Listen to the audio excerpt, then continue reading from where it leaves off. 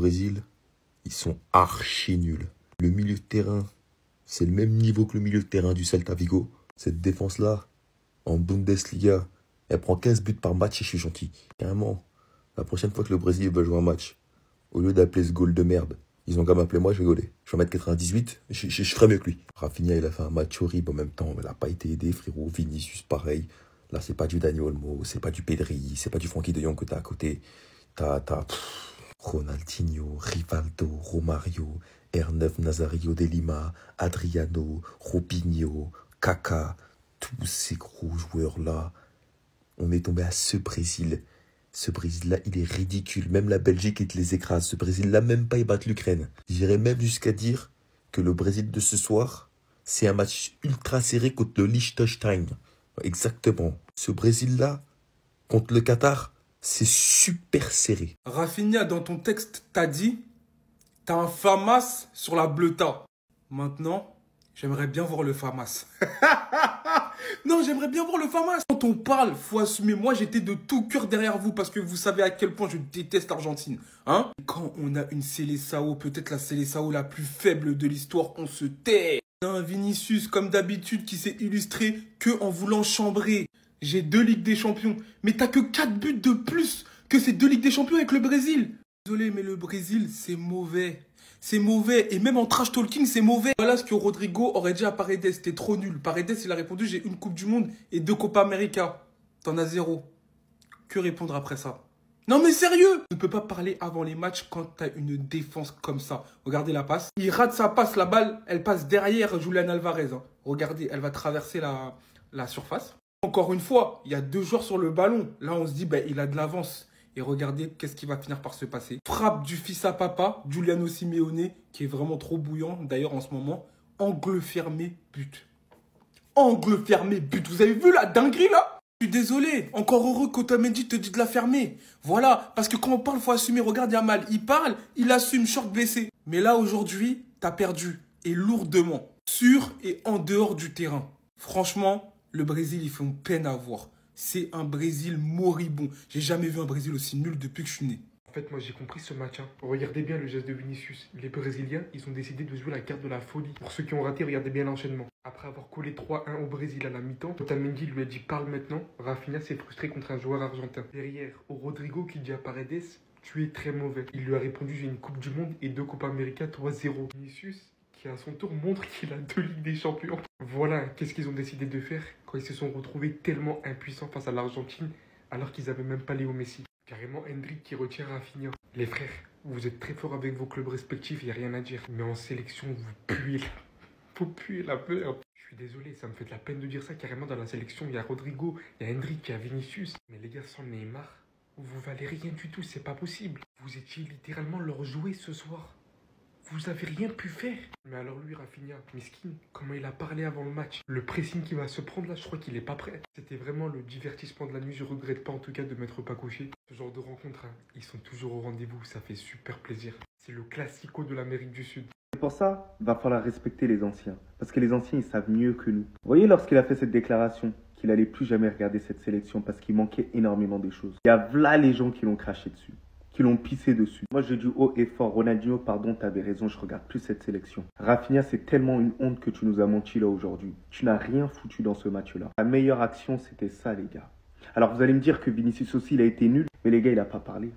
Ah oui, non, mais il n'a pas parlé. Si Vinicius avait parlé, j'allais réagir de la même manière. Et je suis objectif sur tout ça. Voilà, Ronaldinho avait raison sur toute la ligne. Et en plus, ces déclarations arrogantes face à une légende du football, les gars. J'attendais avant de les ressortir. Parce que là, j'ai regardé le Brésil, mais qu'est-ce que c'est nul, les gars. Même le Zimbabwe est plus fort que le Brésil. Sincèrement. Même la Guinée, qui perd à chaque fois, est plus fort que le Brésil. En fait, il ne faut plus jamais me parler de cette sélection. Il y a trop de lacunes. Le pressing, il n'est pas exercé. Au milieu de terrain, c'est trop faible. Défensivement, n'en parlons même pas, c'est désorganisé. En attaque, il n'y a aucun danger. Ils n'ont même pas été dangereux. Ils ont marqué sur une faute de l'Argentine. Vous imaginez, les gars, c'est pauvre. Je regrette d'être resté.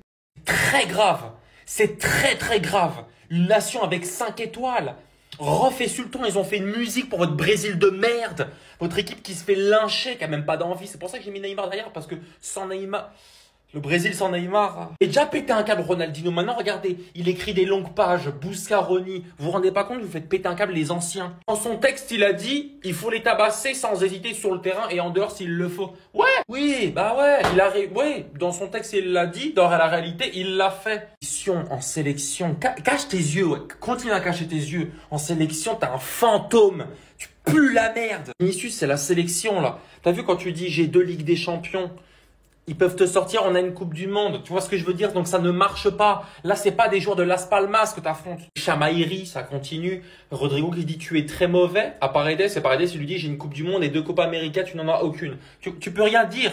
Tu ne peux rien dire. Le Brésil en 2025, maintenant, regardez la merde que c'est. Regarde. Il y a des joueurs, on les connaît même pas. On sait pas c'est qui. Peut-être des artificiers, des charcutiers, des agriculteurs. On les connaît pas, les gars. Regardez la gueule du Brésil. Vous vous rendez compte? Tu m'étonnes que Ronaldinho, il pète un câble. Otamendi à Rafinha, parle maintenant. Fin du score, 4-1, c'est terminé. Non, les gars, je plante tous les footeux comme moi qui sont restés réveillés. Rodrigo qui lâche à Paredes, les gars, tu es super nul, mon gars, t'es éteint. Paredes, les gars, pour éteindre Rodrigo, j'ai 2 Copa América et une Coupe du Monde. Et toi, t'as 0. Ceux qui veulent savoir le score, les gars, 4-1. Rafinha, t'as du sang sur les mains. Rafinha, tu viens de mettre tout un peuple, tout un pays derrière ton dos. Et c'est ça que vous faites. Rodrigo à Paredes, tu es très mauvais, Paredes, j'ai une Coupe du Monde et 2 Copa América, toi 0. Les gars, on va pas remettre la photo sur Rafinha, vous connaissez, c'est entre les deux pays. Par contre, s'il aurait mis son coup franc, les gars, même si on revenait à 4-2, ça aurait été une dinguerie. Dommage, ça a touché le poteau. En tout cas, la tension qu'il y avait dans le match, les gars, bon, je suis foncé, t'as vu? Les gars, c'était vraiment prévisible parce que regardez, l'Argentine, ils ont plus rien à jouer. Ils sont juste là pour abattre parce qu'ils sont qualifiés, eux. Alvarez, McAllister, Fernandez et Simeone, les gars, les 4 buteurs de l'Argentine aujourd'hui, ils leur ont laissé aucune chance. Le seul gars qui a marqué au Brésil, Cunha, je sais même pas si je le prononce bien, les gars, mais c'est trop, frère. La vie, c'est trop. La mala proposée et le niveau proposé, les gars, ils étaient pas au rendez-vous. Ils étaient pas au rendez-vous pour que je me la tue et pour que je reste réveillé comme ça.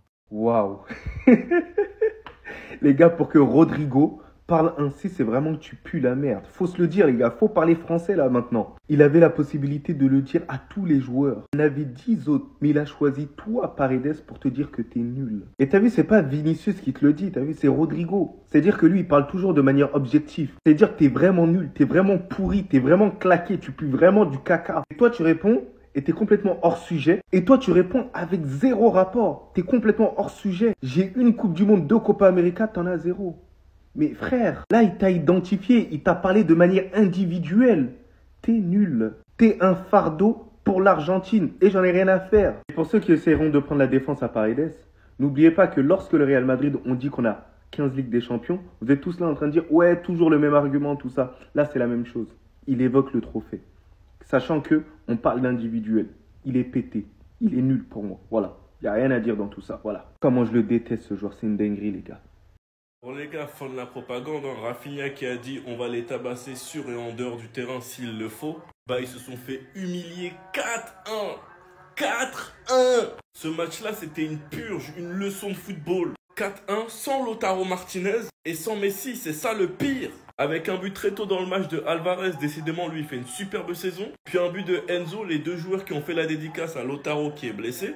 Un but de McAllister. Et même le fils de Cholo, il a marqué les gars. Angle fermé, il a pété les cages. Rafinha qui a fini par s'embrouiller avant la mi-temps à cause d'un mauvais geste de Tagliafico. Donc Rafinha s'est levé à pousser Tagliafico. Et Paredes est venu pousser Rafinha, qui a créé toute cette embrouille. Otamendi est venu narguer en disant faut parler maintenant. Rodrigo a dit à Paredes tu es horrible. La réponse de Paredes, j'ai une Coupe du Monde et 2 Copas. On a voir Otamendi, mais je pense qu'il devrait un peu se calmer. Quand Rafinha est le propriétaire de son club, faut quand même pas oublier Otamendi, hein. Faut pas oublier. Nous on n'a pas oublié comment Rafinha il a fait la peau à Benfica. Mais ça n'a rien à voir, là on est en train de tout mélanger. On fait les rageux. Dibou qui est venu jongler.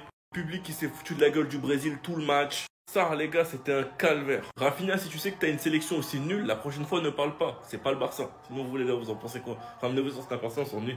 Humiliation 4-1. L'Argentine qui colle 4-1 au Brésil sans Lionel Messi. C'est une dinguerie. On annonçait ce match comme le match de la soirée. Comme un match qui allait être hyper serré avec les tensions qu'il y avait entre les deux parties. C'est parti totalement en cacahuète, mais l'Argentine ce soir, ils leur ont fait leçon. Il y a eu déjà l'embrouille entre Rodrigo et Paredes. Rodrigo qui lui dit t'es trop nul, j'ai une Coupe du Monde et 2 Copa América, t'en as 0, réponse de Paredes. Rafinha, début du match, sous tension, fin du match, tension, bref. Rafinha, il est totalement sorti de son match, embrouille avec tous les joueurs d'argent.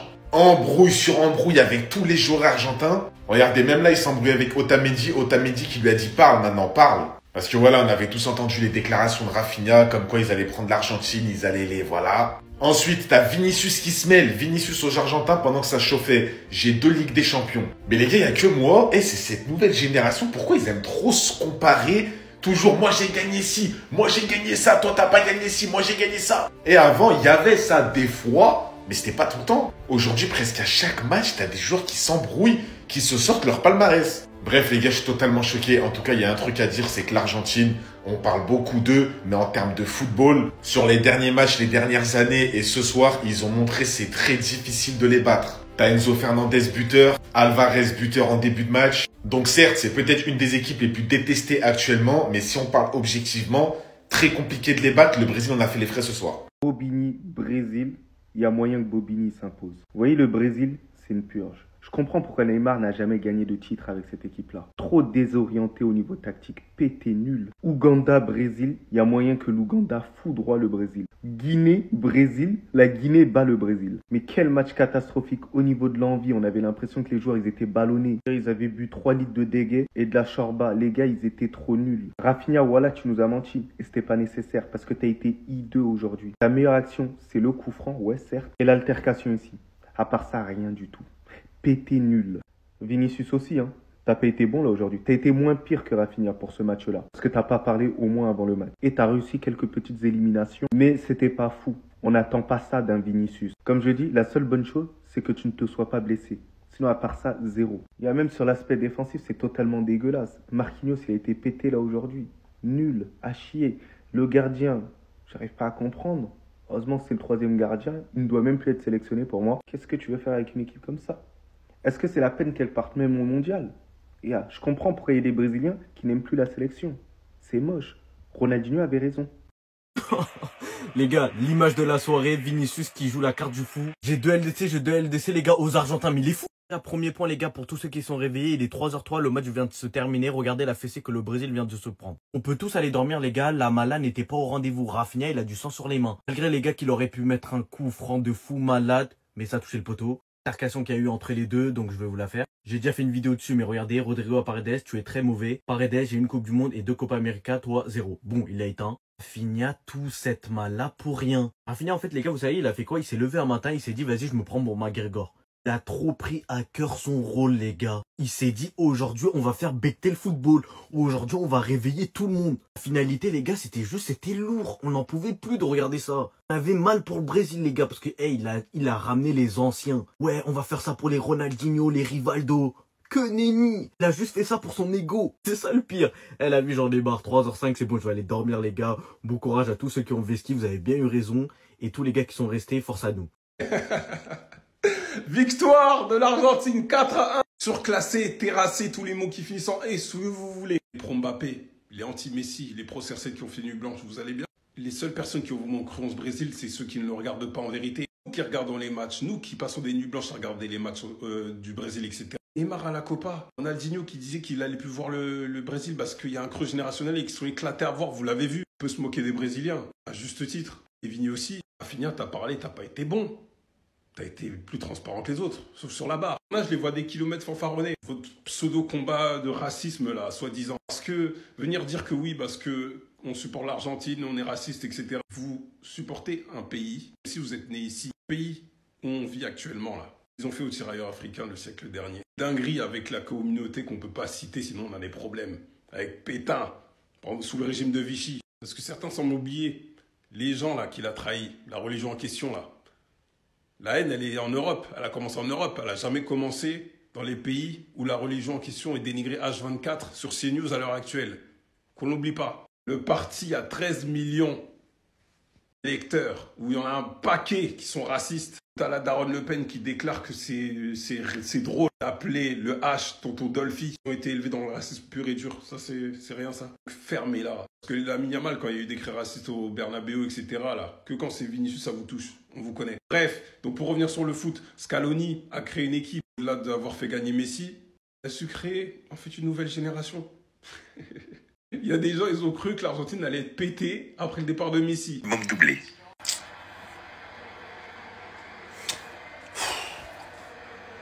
J'ai envie de parler, hein, mais j'ai pas les mots. On y a cru. Rafinha, t'y a cru. Le Brésil y a cru. Moi, j'y ai cru. McBloody, il y a cru.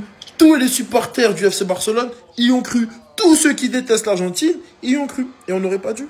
C'était le match où tu pouvais montrer à tout le monde que t'es vraiment le favori pour le Ballon d'Or. Tu mettais un but, un doublé, tu donnes la victoire au Brésil. Personne n'a rien à faire. Personne n'a rien à dire. Mais là, le match, il est même pas fini. Je peux dorénavant dire, avant même que le match se finisse, Rafinha, tu m'énerves. Rafinha, tu as parlé pour rien. T'es l'un des pires Brésiliens sur le terrain. En fait, c'est ça le pire. C'est même pas que t'es... Non, t'es l'un des pires. 2h52 du matin, on dort pas de ta faute. Voilà. Ça, c'est de ta faute.